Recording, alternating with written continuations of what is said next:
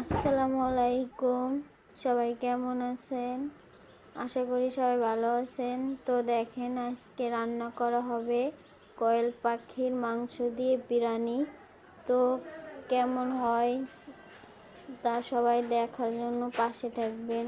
তো দেখেন, সুন্দর করে কেটে নিয়েছি। তো কেটে নিয়ে সুন্দর করে ধুয়ে ভালো করে কষায় নিয়েছি। তো কষে নেওয়ার পর দেখেন আমার রান্না হয়ে গেছে।